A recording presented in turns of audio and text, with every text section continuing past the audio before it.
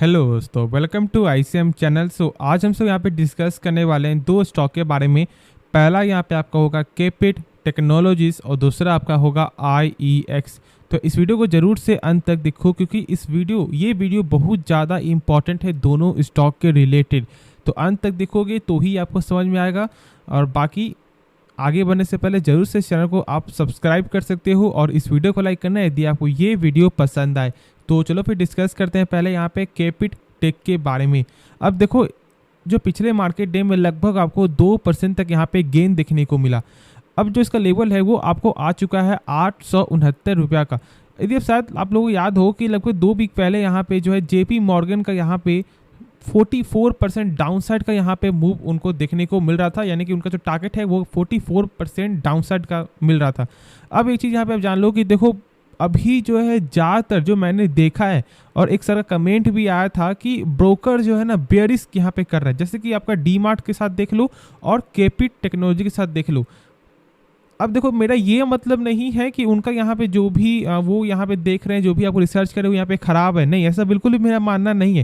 लेकिन short term में क्या होता है ना कि जो रिटेलर है वो डरकर शेयर को सेल कर देते हैं, ये सोच करके कि यार ब्रोकर ने यहाँ पे 44% बोला है तो नहीं तो यहाँ से आपका जो 30% तो यहाँ पे पक्का डाउन जाएगा ही। ये कोई नहीं जानता कि 30% डाउन जाएगा या फिर यहाँ से बढ़कर आपको 1000 रुपया चल जाएगा। तो ये चीज़ आपको ज़रूर जो है कंठस्थ यहाँ पे आप बैठा लो। बाकी कोई भी कंपनी, कोई भी लोग यहाँ पे चेक करते हैं तो वो आपको टेक्निकल वाइज से चेक करते हैं और नहीं तो आपका फंडामेंटल और नहीं तो आपका यहाँ पे न्यूज़। बाकी देखो, कंपनी का जो यहाँ पे टेक्निकल है वो मैंने बताया है कि जब तक इसका रेंज आपको 780 के ऊपर रहेगा निश्चिंत होकर आपको होल्ड करके चलना है for the short term purpose के लिए।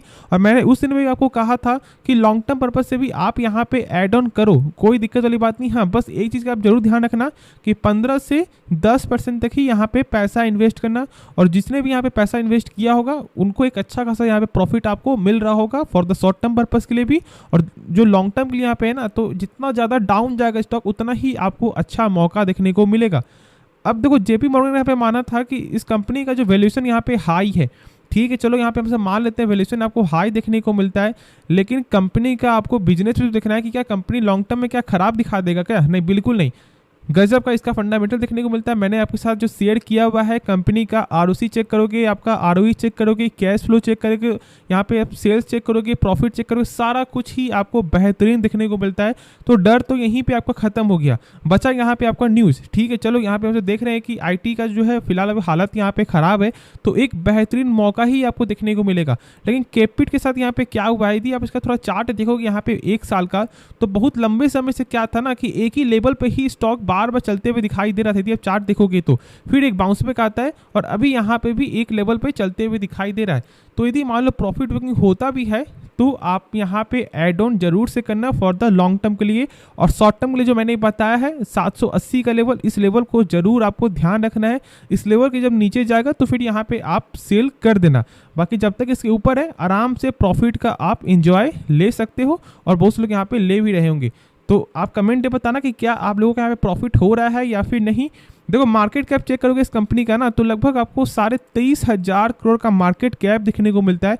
और शायद मैंने एक चीज़ के बारे में शुरू से आपके साथ शेयर किया है कि बहुत से लोग यहाँ पे पी चेक करते हैं। देखो, पी जो है ना वो सही है, लेकिन बहुत से लोग यहाँ पे मार भी खा जाते हैं इस पी को देखकर।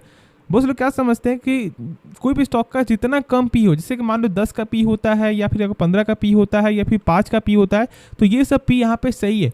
यदि कंपनी जो है डिविडेंड आपको नहीं दे रही है और उसके बाद भी इस तरह का जो है पी देखने को मिलता है, यानी कि जरूर उसके अंदर जो है कुछ काला है। और यही चीज़ मैं यहाँ पे शुरू से समझाना चाहता हूँ और इसलिए मैंने बताया था कि आप एक हाई पी वाले स्टॉक को बाई कर लो, लेकिन कभी भी एक लो पी वाले स्टॉक को बाई मत करना। हाँ, यदि कंपनी पे करे डिविडेंड तो फिर सही है, लेकिन कुछ भी पे नहीं कर रही डिविडेंड और उसके बाद भी आपको 10 का या फिर 5 का या फिर 2-3 का पी देखने को मिलता है, तो आपको उस स्टॉक से दूर ही होना चाहिए। और यही पी का सच्चाई है।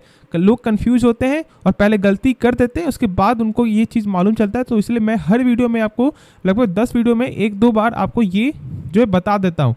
अब आगे चेक करोगे कंपनी के जो रिटर्न है, तो वो देख लो कि 5 साल की कंपनी ने यहाँ पे 700% का आपको रिटर्न दिखाया है। हाँ, यदि चार्ट देखोगे ना तो लगभग 2020 के पहले कुछ भी इसका यहाँ पे वैल्यू नहीं था, कुछ भी प्राइसलेस था।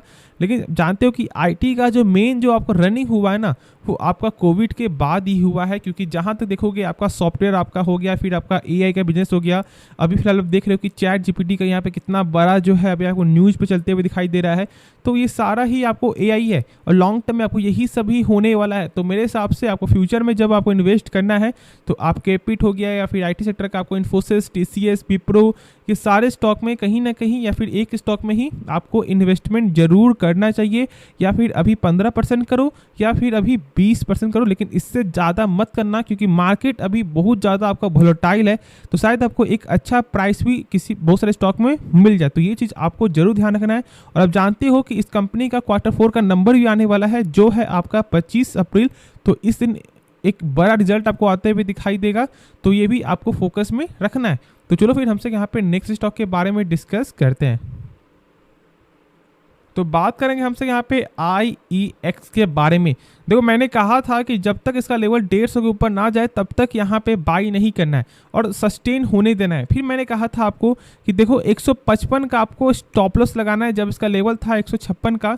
और स्टॉक में जो है ना कहीं आपको कमजोरी जरूर ही देखने को मिल रहा है। तो मेरा फिर से यही मानना होगा कि 155 जब प्लस जाएगा तो ही यहाँ पे बाई करना और स्टॉप लॉस यहाँ पे स्ट्रिक्ट स्टॉप लॉस यहाँ पे लगाना। ऐसा मत करना कि चलो ठीक है यहाँ पे 155 है, ठीक है चलो 150 लगा दीजिए। 150 मैक्सिमम हो गया, 150 से कम यहाँ पे बिल्कुल भी आपको लॉस नहीं करना है। 150 तक यहाँ पे लगा लो। और यदि 149 भी जाता है ना, यदि 149 में यदि क्लोजिंग दे देता है तो आप सेल कर देना 150 के लेवल पे। ये बहुत बड़ा यहाँ पे IEX में प्रेशर है और इसी चीज़ को मैं यहाँ पे टेक्निकल लेवल में मैंने आपको बताया है। कंपनी खराब नहीं है, ठीक है। लॉन्ग टर्म के हिसाब से देखोगे तो कंपनी एक अच्छा खासा यहाँ पे अगर परफॉर्मेंस दिखा सकता है। और अभी भी देखोगे कंपनी का फंडामेंटल तो सब कुछ ही सही है। बस 3 चीज़ यहाँ पे खराब देखने को मिलता है जो सबसे इंपॉर्टेंट है। पहला यहाँ पे सेल्स, जो सेल्स में कमजोरी देखने को मिला है। दूसरा यहाँ पे आपको जो FIS का स्टेक, ठीक है। और जो थर्ड है वो है यहाँ पे एसेट कम होना। तो ये तीनों जो चीज़ इंपॉर्टेंट है उसमें ही आपको कहीं ना कहीं जो खराबी देखने को मिल रहा है। लेकिन कंपनी का जो कैश फ्लो है वो यहाँ पे सही है, यानी कि कंपनी जो भी सामान बेच रही है उसका पैसा जो है रिटर्न आते हुए दिखाई दे रहा है। और यही सबसे बड़ा इंपॉर्टेंट है जो अभी फिलहाल स्टॉक इतना प्राइस में यहाँ पे टिका हुआ है। यदि को ये भी नंबर खराब होता तो शायद स्टॉक का जो प्राइस है ना वो 130 से नीचे भी आपको चला जाता। प्लस यहाँ पे एक चीज़ और आप जान लो कि IEX में हम लोग यहाँ पे फोकस इसलिए कर रहे हैं अभी क्योंकि गर्मी का दिन आपको आ गया है तो ज़्यादा खपत होगा। और इसलिए सरकार का ये मानना था कि जो भी कोल बेस्ड पावर प्लांट है वो अपने हाई कैपेसिटी में काम करे। और इनका काम क्या है यहाँ पे ट्रेडिंग का। और मैंने कल एक जो डाला था वीडियो जिसमें मैंने बताया था कि NTPC जो है जो भारत की, ठीक है, सरकारी में से बिजली की सबसे बड़ी उत्पादन कंपनी है, वो भी एक अलग फैक्ट्री यहाँ पे खोल रही है, यानी कि कोल बेस्ड पावर प्लांट के लिए। क्योंकि उनका ऐसा मानना है कि खपत जो है ना, यानी कि लोग बहुत ज़्यादा यहाँ पे अभी आपका यूजेस कर रहे हैं बिजली का। क्योंकि लगभग अभी आपको हर घर में AC देखने को मिलता है। पहले क्या था कि आपका जो EMI में ऑप्शन नहीं था तो बहुत लोग AC बाई नहीं कर पाते थे, लेकिन अब यहाँ पे सुविधा है तो AC लोग बाई करते हैं, जिसकी वजह से यहाँ पे बिजली का जो उत्पादन है वो लगातार बढ़ते हुए दिखाई दे रहा है। तो कहीं ना कहीं यहाँ पे IEX में शॉर्ट टर्म के लिए गेन देखने को मिल सकता है। बस मेरा आपको यही मानना है कि आप जो है स्टॉप लॉस जरूर से यहाँ पे सेट करके रखना। कोई भी इसमें आप ढिलाऊ जो है ना मत करना, वरना यहाँ पे गंदा आप फंस सकते हो। बाकी लॉन्ग टर्म पर्पस के लिए आपको जो मैंने कहा वही चीज़ अभी फॉलो करना है। बाकी आपके पास एक हाई प्राइस में है ना तो यहाँ पे एवरेज आप मत करो, अभी थोड़ा सा वेट कर लो तो ही एक सही डिसीजन होगा। बाकी जब इसका Q4 का जब अभी तो फिलहाल कोई भी ऐसा नहीं डेट आपको फिक्स नहीं हुआ है, लेकिन जब डेट फिक्स होगा तो नंबर जब सही दिखने को मिलेगा उसके बाद ही हम लोग यहाँ पे सोचेंगे फॉर द लॉन्ग टर्म के बेसिस पे, यानी कि 10 से 15% बाई कर सकते हैं कि नहीं उस समय। तो अभी तब तक होल्ड ही करके चलो। तो होप ये वीडियो पसंद आया होगा। बाकी इस वीडियो में यदि आपको कुछ भी सीखने को मिला जरूर से इस चैनल को आप सब्सक्राइब कर सकते हो और इस वीडियो को लाइक करना यदि आपको ये वीडियो पसंद आए। तो मिलते हैं नेक्स्ट वीडियो में, तो तब तक के लिए धन्यवाद।